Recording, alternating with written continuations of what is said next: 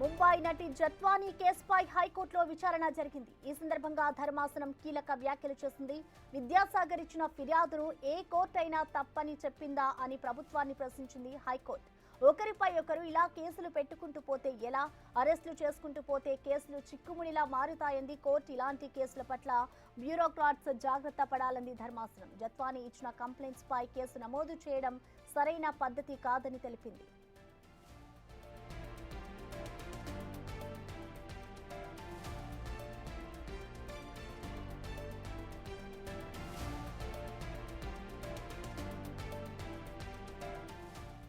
దీనిపై పూర్తి సమాచారాన్ని మా ప్రతినిధి శివ అందిస్తారు. శివ, మొత్తం మీద చూసుకుంటే ముంబై నటి జత్వానీ కేసులో కూడా మాజీ ఐపీఎస్ అధికారి పిఎస్ఆర్ ఆంజనేయులకు సంబంధించి హైకోర్టులో బెయిల్ పిటిషన్ విచారణ కొనసాగింది. ఈ సందర్భంగా ఏపీ హైకోర్టు కీలకమైన వ్యాఖ్యలు చేసింది. జత్వానీపై కుక్కల విద్యాసాగర్ ఇచ్చిన ఫిర్యాదు కంప్లైంట్ ఏ కోర్టులో అయినా తప్పని చెప్పిందా అని కూడా ప్రభుత్వ తరపు న్యాయవాదిని ప్రశ్నించింది.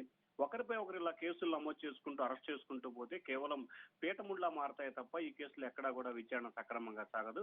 ఇలాంటి కేసులు పట్ల బ్యూరోక్రట్ చాలా జాగ్రత్తగా ఉండాలని చెప్పి ఐఏఎస్ ఐపీఎస్ అధికారులకి సున్నితంగా ధర్మాసనం కొంత సూచన అయితే చేసిన పరిస్థితి కనిపించింది. అలాగే జత్వానీ ఇచ్చిన కంప్లైంట్ పై కేసు నమోదు చేయడం సరైన పద్ధతి కాదని చెప్పి కూడా న్యాయస్థానం వ్యాఖ్యానించినట్లు కూడా తెలుస్తా ఉంది. జత్వానీ కేసులో బెయిల్ మంజూరు సంబంధించి కూడా తీవ్ర స్థాయిలో కూడా ఇటు ప్రభుత్వ తరపు న్యాయవాది, అలాగే అటు జత్వానీ తరపు అలాగే పిఎస్ఆర్ ఆంజనేయుల తరపు న్యాయవాది, మరోవైపు జత్వానీ తరపు న్యాయవాది, ముగ్గురు న్యాయవాదుల మధ్య కూడా దాదాపుగా సుదీర్ఘంగా 2 గంటల పైగా వాదోపవాదాలు జరిగిన పరిస్థితి కనిపించింది. అయితే ఈ కేసులో బెయిల్ ఇవ్వడానికి మీకున్న అభ్యంతరం చెప్పాలంటూ కూడా హైకోర్టు సూటిగా ప్రశ్నించిన నేపథ్యంలో కేసులు కొంతమందిని ప్రలోభాలకు గురి చేసి తారుమారు చేయాల్సిన అవసరం లేదు. ఆల్రెడీ ఈ కేసులో అందరికీ బెయిల్ వచ్చింది. పిఎస్ఆర్ తప్ప అందరూ కూడా బెయిల్ పై ఉన్నారు కదా అని చెప్పి హైకోర్టు అభిప్రాయం వ్యక్తం చేసింది. అయితే ఈ కేసులో మీరు బెయిల్ ఇచ్చినా కానీ ఏపీపీఎస్ లో ఆయన రిమాండ్ లో ఉన్నారు కదా, ప్రయోజనం ఏంటని చెప్పి ప్రభుత్వ తరపు న్యాయవాది హైకోర్టు దృష్టికి తీసుకొచ్చారు. సో ఈ నేపథ్యంలో 2 కేసులకు సంబంధించి ఏమేమి కేసులు పెండింగ్ ఉన్నాయి, ఆయన పరిస్థితి ఏంటి, వాటన్నిటికి సంబంధించి పూర్తి వివరాలను ఇవ్వాలంటూ కూడా హైకోర్టు ఆదేశాలు జారీ చేస్తూ